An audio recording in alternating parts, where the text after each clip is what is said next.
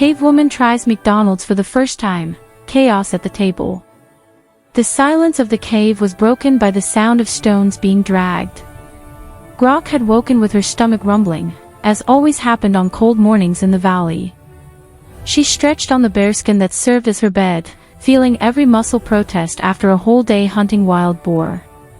Beside her, the fire was almost out, only red embers flickering timidly in the darkness. Another day, same hunger, she murmured to herself as she walked toward the cave entrance. Outside, the sky was beginning to lighten with pink and orange hues. It was beautiful, she admitted, but beauty didn't fill an empty stomach. Her thoughts drifted to the previous day's hunt. 3 hours chasing a deer that, in the end, escaped through a crevice in the rocks. All that remained was a handful of bitter roots and some wild berries that barely appeased her tribe's hunger. Grok sighed. 30,000 years of human existence and breakfast remained the same daily challenge. She looked at her own hands, calloused and scarred from countless hunts. There was a certain poetry in the simplicity of that life, she thought. Hunt, eat, sleep, survive. No complications, no choices beyond, is this edible or will it kill me? That's when it happened. A strange glow began to pulse at the back of the cave, exactly where Grok usually kept his stone tools. The light was unlike anything she had ever seen. It wasn't the yellow-orange of fire, nor the bluish-white of lightning that streaked across the sky during storms. It was an artificial light, cold, almost unnatural. Grok instinctively grabbed her spear, preparing to face some evil spirit or unknown beast. The brightness intensified until it became unbearable. Grok covered her eyes with her forearm, feeling her heart pound in her chest. When the light finally diminished, she blinked several times, trying to regain her vision. And then she saw. In the center of the cave, where before there had been only stones and ashes, now stood something completely impossible. It was a structure of metal and glass, shining like ice under the sun, but clearly solid. Inside this structure, Grok could see things. Strange, colorful objects, arranged on shelves that seemed to float in the air. And at the top of this impossible apparition, a symbol, 2 golden arches that formed a giant M, illuminated from within as if it contained the sun itself. Grok approached slowly, spear still in hand. Her hunter's senses were on high alert. She sniffed the air and detected something extraordinary, scent she had never experienced before. There was something warm, salty, that made her mouth water instantly. There was also a sweet, almost cloying aroma, mixed with something vaguely reminiscent of roasted animal fat. "What are you?" she asked the object, her voice echoing off the stone walls. Obviously, there was no answer. But then Grok noticed something that made her stomach rumble even louder, an opening in the side of the structure, like the entrance to a burrow, but perfectly rectangular. And through that opening, she could see a person. He wasn't a normal person, Grok realized immediately. The creature was dressed in garishly colored clothes, red and yellow, the same colors as the golden arches. His clothes were perfectly symmetrical, without patches or imperfections. The creature's face was too clean, his teeth too white when he smiled at Grok. And that smile, there was something artificial about it, like a mask. "Welcome to McDonald's," said the creature with excessive enthusiasm. "May I take your order?" Grok blinked. The words were understandable, but the meaning completely eluded her. "McDonald's. Order." She gripped her spear tighter, bracing herself for a potential threat. In her experience, when something seemed too good to be true, it was usually about to devour you. What? Grok managed to articulate, taking another cautious step toward the opening. Now she could see the interior of the structure better. There were gleaming machines, flashing lights, and more of those wonderful smells that made her stomach crave food. "Are you a spirit? A demon? A being from the moon?" The creature in colorful clothes blinked in confusion, its smile faltering for a brief moment before returning even wider. No ma'am. I'm just a server. Would you like to see our menu? We have the Big Mac, McNuggets, McFries, McFlurry. Each word was like a blow to Grok's understanding. Big Mac. Was that some kind of battle cry? McNuggets sounded like an insult in the language of a neighboring tribe. But her hunger was greater than her confusion. She pointed to something she saw through the glass, a pile of golden, crunchy objects that looked edible. That's it, she said simply. I want that. The waiter followed her gaze. Ah, French fries. Excellent choice. What size? Great. Grok replied immediately. In her culture, great always meant a better chance of not starving to death. The attendant nodded and began pressing buttons on a shiny black box. Grok watched, fascinated, as numbers appeared on the surface of the box, glowing red like embers from a fire. Anything else? The attendant asked. Grok looked around that impossible place. Her hunter's mind, trained to quickly assess opportunities and risks, went into analysis mode. If this was real, if this food truly existed, it would be insanity not to take full advantage of it. When was the last time she had access to so much food at once? Never. The answer was never. Everything, she said, her voice thick with determination.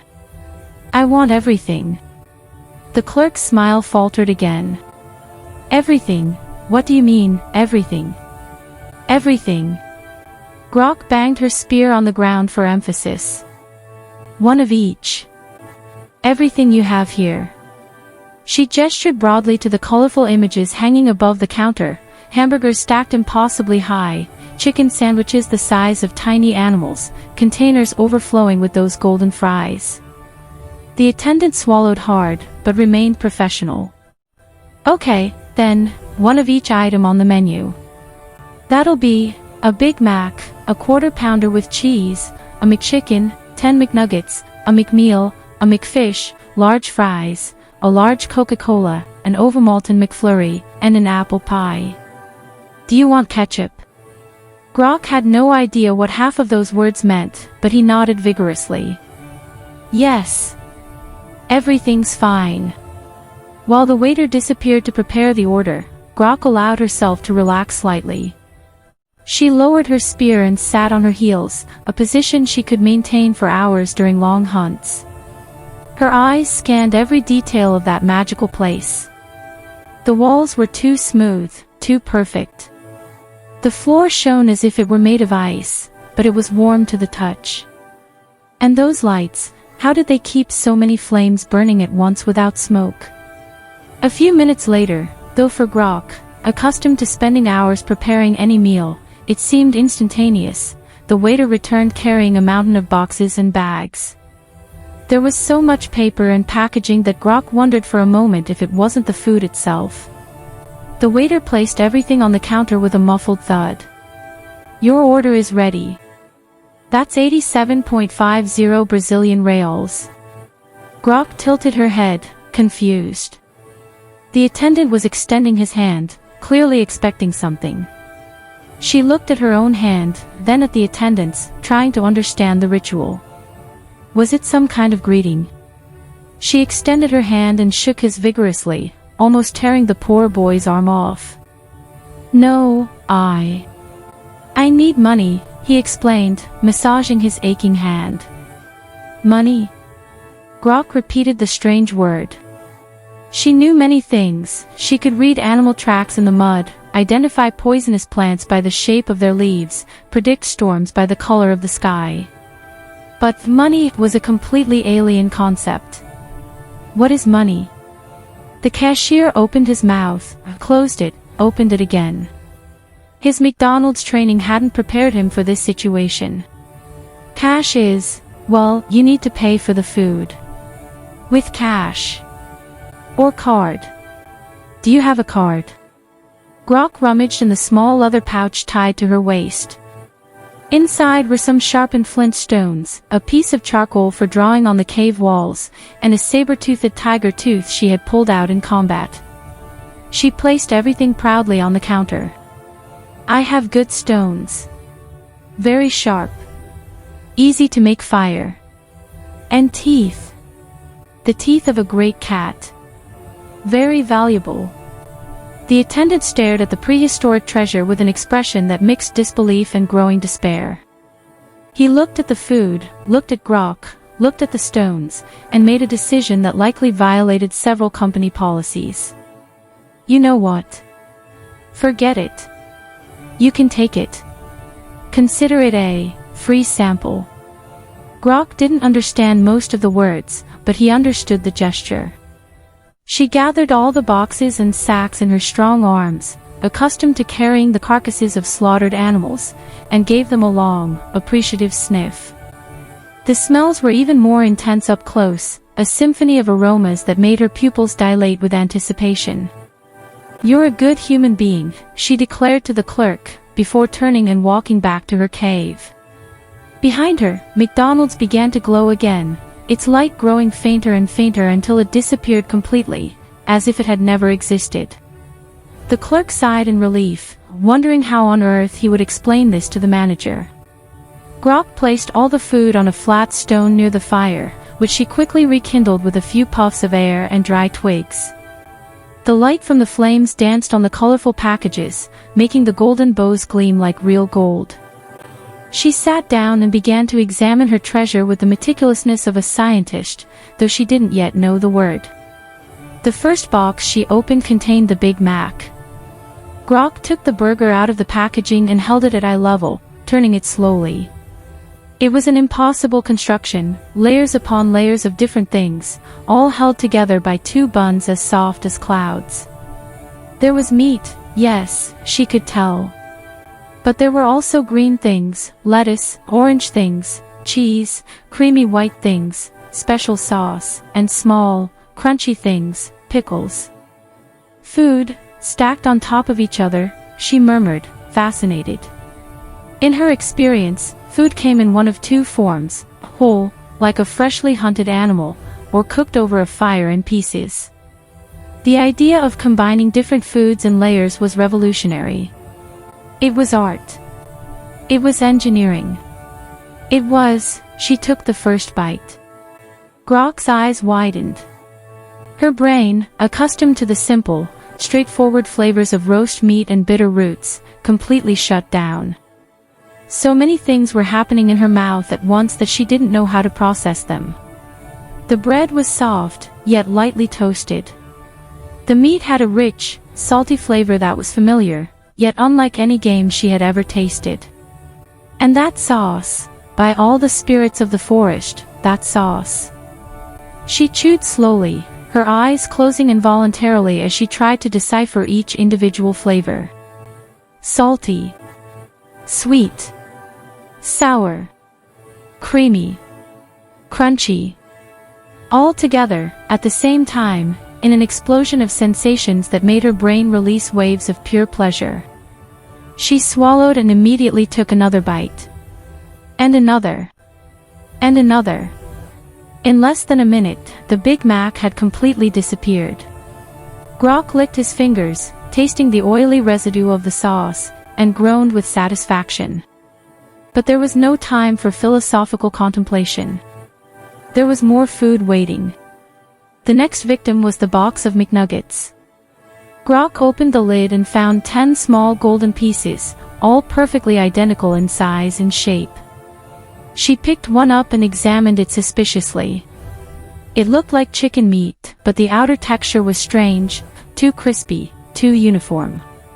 She took a careful bite. The thud was audible. The outer layer broke with a satisfying crack, revealing tender, juicy meat inside. Grok chewed thoughtfully. It was chicken, definitely, but processed in a way she couldn't understand. The outer layer tasted almost like bread, but more flavorful, saltier. It was as if someone had taken the best of roast chicken and the best of crusty bread and combined them in an impossible way. She ate the remaining 9 nuggets in quick succession, each one disappearing in 2 bites. Only then did she notice the small containers of sauce that came with them. There was barbecue, honey mustard, and sweet and sour. Grok opened the grill first and sniffed. It smelled of smoke and spices, vaguely reminiscent of smoked meat, but with an underlying sweetness. She dipped her finger into the sauce and tasted it. Her eyes lit up. It was as if someone had captured the essence of a bonfire, mixed it with fruits and herbs, and transformed it into liquid form. It was complex, layered, changing flavor as it passed over her tongue. She drank the rest straight from the container, completely ignoring its intended function as an accompaniment to the nuggets. The potato chips came next. Grok dumped the entire box onto the stone, creating a golden mountain of fried carbohydrates. She picked one up and examined it. It was thin, long, covered with white crystals that she identified as salt. But why would anyone take a potato, a common tuber that her tribe sometimes found and ate raw or roasted, and turn it into this? The first potato went into her mouth and Grok paused.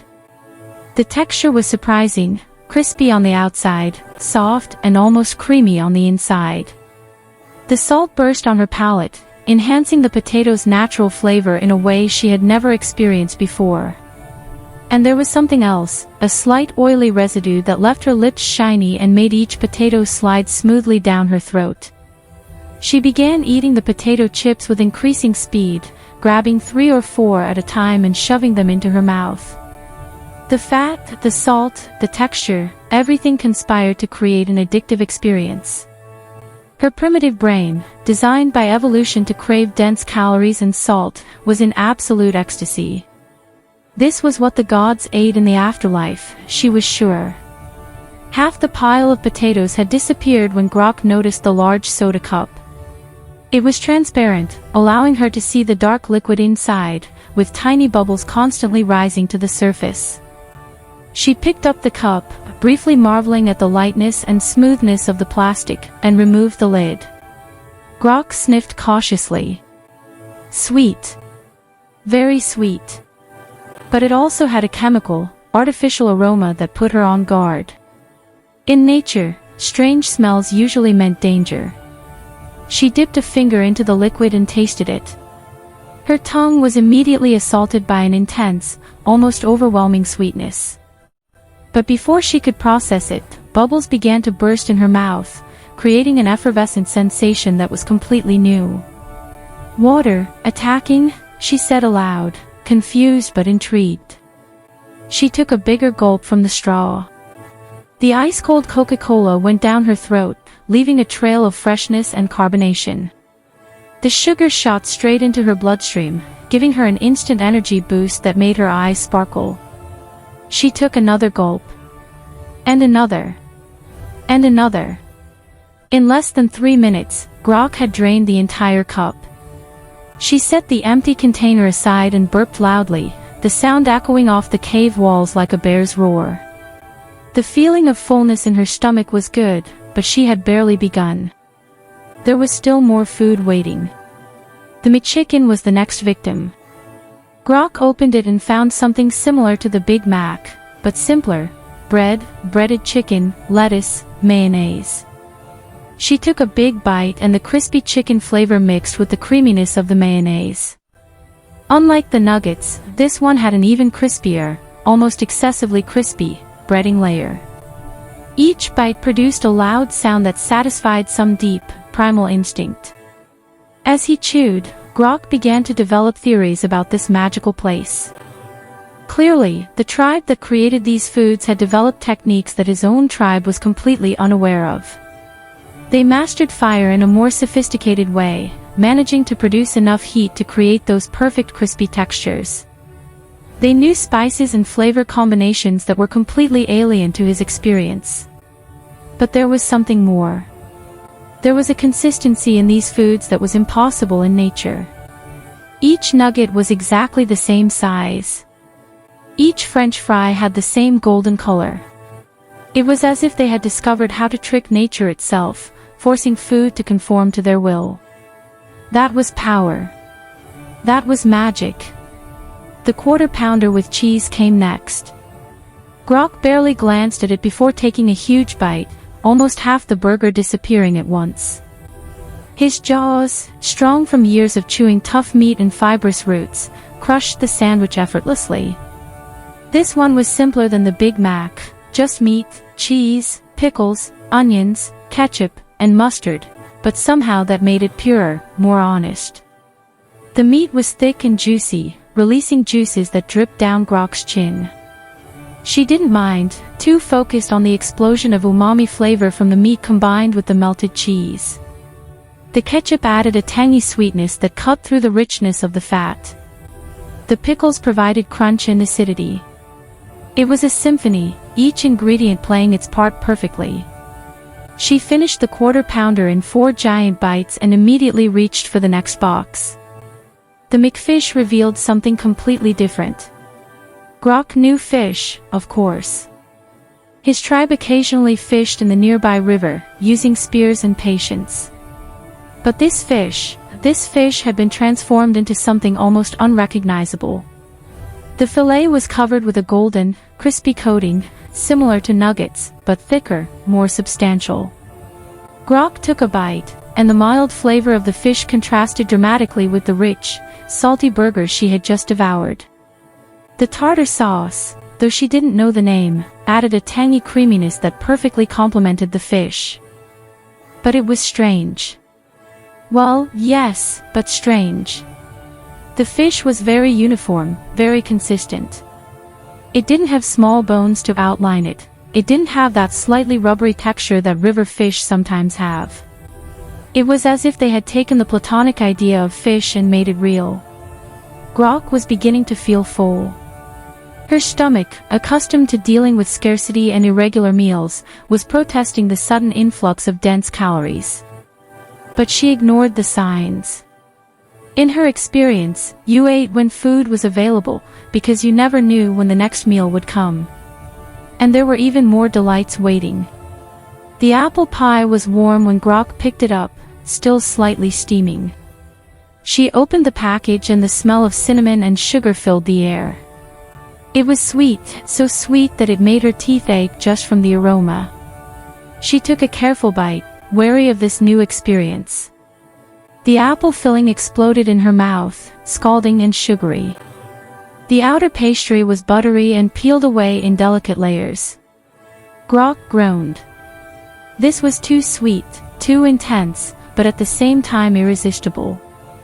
She knew sweet fruits, wild strawberries, wild bee honey, but this was a concentrated, amplified sweetness that made her brain scream for more. She devoured the pie in 3 bites, ignoring the fact that it was still hot enough to slightly burn her tongue. The pain barely registered compared to the pleasure of the sugar flooding her system. When she finished, she meticulously licked her fingers, determined not to waste a single crumb of that precious substance. Finally, there was only one thing left, the McFlurry. Grok looked at the cup suspiciously. Inside was a white, creamy substance, sprinkled with brown bits she couldn't identify. It was cold to the touch, almost icy. How had they made something so cold without snow? More magic, she presumed. She picked up the plastic spoon, another wonderful and disconcerting object, and dug into the McFlurry. The first spoonful went into her mouth and Grok froze, literally and figuratively. The cold was intense, almost painful, but at the same time liberating. Her body, always fighting against the heat of the campfire and physical labor, embraced the coolness with gratitude. And the taste was... Grok was speechless. It was sweeter than pie, creamier than mayonnaise, smoother than anything she had ever eaten. The texture was like fat, but lighter, more airy. And those brown bits, Ovaltine, though she couldn't tell, added crunch and a malty flavor that was completely new. She ate the McFlurry with a reverence bordering on the religious, savoring each spoonful as if it were a gift from the gods. Her stomach was already seriously protesting now, distended beyond what was comfortable. But she couldn't stop. Each spoonful was pure, frozen ecstasy. When the last drop of McFlurry disappeared, Grok put the spoon down and leaned against the stone wall of the cave. She was absolutely stuffed, fuller than she had ever been in her life. Her stomach was so distended that she could see it bulging beneath her animal skin garment. For several long minutes, she simply lay there, breathing heavily, trying to process what she had just experienced. Her body was in metabolic shock. The sudden influx of fat, salt, sugar, and refined carbohydrates in quantities her digestive system had never encountered was wreaking havoc on her biochemistry. Her insulin levels spiked. Her heart beat a little faster. She felt simultaneously energized and lethargic. But above all, she felt satisfied. Deeply, completely satisfied in a way that simple hunting had never provided. It wasn't just the volume of food, although that was certainly part of it. It was the variety, the complexity, the sheer density of pleasure in every bite. Grok looked at the pile of empty packaging scattered around her.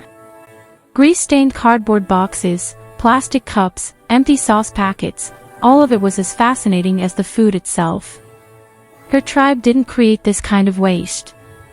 When they finished a meal, only bones and shells remained, things that nature could reabsorb. But these objects, these were different. They were made of materials she had never seen before. She picked up one of the hamburger boxes and examined it more closely. The cardboard was strong, yet flexible. There was ink on the surface, creating those golden arches and words she couldn't read. Someone had invested time and effort in creating this packaging, only to discard it after a single use. What did this say about the society that created such things?